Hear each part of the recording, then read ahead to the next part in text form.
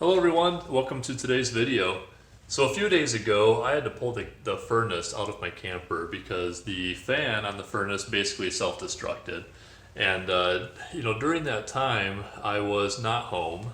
I was at actually my brother-in-law's house where my camper is parked.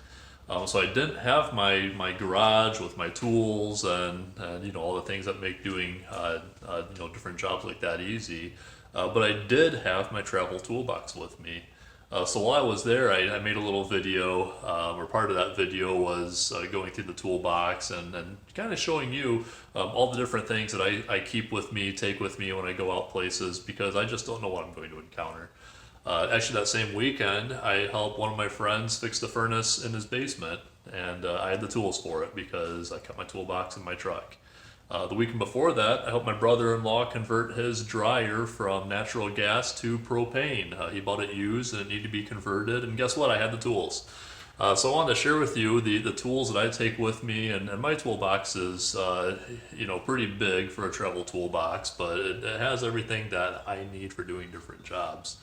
But that also made the video about pulling the furnace out of the camper kind of long. So I decided to split that out, and it's good information. I wanted to give it to you separately. So I'm going to cut to that video so that you can see the tools that I take with me while I travel. And it's a really good idea to put together something similar for yourself, even if it's not nearly as complex. So anyhow, take a look.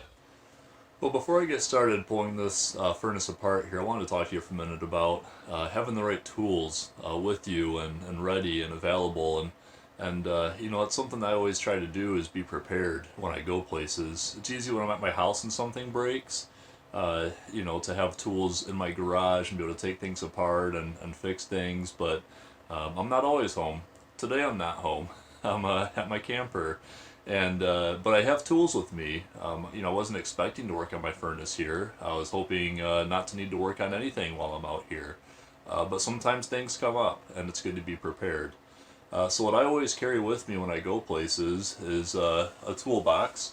And my toolbox is pretty big for a travel box, and it's actually pretty heavy too. I haven't weighed it, but maybe I will later in this video just to show you guys what it weighs, or in a future video. But I've got a toolbox, and also I have a tool bag. This is a real common bag that actually I got it with a drill and driver set. I put a Sawzall in here also since then. But with these two things, I can really fix a lot of stuff. So inside my toolbox here, I've got another set of gloves. A nice lightweight but durable set of gloves. I've got, let's see so you guys can see. So I've got a ratchet set. This is a 1/4" drive ratchet set with a couple extensions and a swivel, so that helps clean the tight areas. 3/8 drive deep sockets, a set of those. Got a tire pressure gauge, a spark tester, a whole bunch of just kind of loose sockets in here. This is a what is it? A relay? No, it's a switch. It's a turn signal relay. That's what it is. A flasher, so it makes your turn signals flash how they're supposed to. This is for an old car, like my Mustang. I've got some special tools here for taking like air conditioning lines apart. A little knife, razor, some PTFE tape. What other goodies do we have? This is a battery terminal cleaner. If you have like a dirty car battery, you can put this on top of the terminal and twist it, and then it'll clean the terminal off. I've used that quite a few times on the run. In the drawers, I've got just about every wrench size that I might need on the fly, standard and metric. So this is like, I think it goes down to 7mm and up to 19mm, and then similar sizes for SAE. And then, of course, this handy dandy guy. If I need to go inside someone's house and work on something, a lot of times it's easier just to grab this. But this won't always fit in all the, tight spaces. It might not fit in here to take a line off, so it's good to have the different wrench sizes in here as well. And complete sets of Allen wrenches. Almost complete. Looks like I'm missing a couple, but that's alright. Then I also have screwdrivers and pliers, pretty standard variety here, different lengths. Combination pliers, side cutting pliers, a little bit of everything. Then on the bottom, I've got a 1/2 inch ratchet. You know, if I end up doing automotive repairs on the fly, sometimes you need the extra torque of a nice long ratchet. So I've got an 18-inch 1/2 inch drive ratchet. Then a full set of metric sockets at least for that. But I also have adapters so I could use the other sockets if I need to. And I've broken a few adapters and I've broken a few sockets, and you know, it happens. Something else that's really important, I think that everybody should have, or something similar to this, is a set of bits. And this is like screwdriver bits. But as you'll see when I start taking this furnace apart, the screws that hold this cover on have a square head on them. And you know, a lot of people might not have a square head bit with them. But this is a set that you could get at most hardware stores or automotive tool stores. They go for, you know, they're not terribly expensive, maybe $10, $20. But in here, I've got, and you see I've used and lost a bunch of bits, but I've got a few Phillips. Those are real common. Got a variety of flat bits. Here's my square bits, so that's what I'm going to need today. And all of these are really kind of specialty bits. I mean, this whole edge here is different specialty bits. So, you know, you might see when you, you know, working on different equipment, power boxes, things like that. They use these bits so that you and I aren't likely able to get in there. But if you have a set of bits like this, you can get just about anything apart. So we've got Torx bits. These are called tamper-proof Torx, where they have the hole in the middle. These are Allen bits, metric and standard, and then tamper-proof Allen bits. I also have added to this, this is an adapter. You can put this in a screwdriver, you can put this in a impact driver or drill, and put a 3/8 socket on it. So sometimes it makes it easier to get into tight spaces. And then one came with it for a 1/4 inch drive socket as well. Then there's a wing nut bit. This is a bit that you could use, actually go the other way. I can put this on a 1/4 inch drive ratchet and then put any of these bits inside of it. So that helps get into tight areas as well. So anyhow, fantastic thing to have in your tool collection. It's very portable. It's only $10 or $15.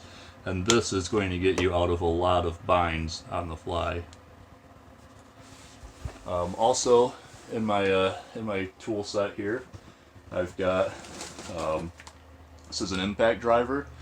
So if you're taking, you know, a lot of screws out of things, or if you're, you know, if you're working on lumber and you need to drive a bunch of screws into a board, this is so much easier to drive screws with. And nowadays a lot of screws use the Torx bit. I don't know if you guys can see that I've got a Torx bit on it. Yesterday I was out with some friends. We were doing work on one of their houses, and doing some work with, you know, construction work and lumber work, and it's like, hey, I've got my impact driver. So we end up with 3 people with impact drivers, and then the work goes a lot quicker. Unfortunately, I drained all my batteries helping him, but I don't think we'll need that today anyhow. If we do, we can't use it because it's dead. We'll make do. But I have it, and I used it. So then I got just a regular drill, of course, and in here I've got a Sawzall.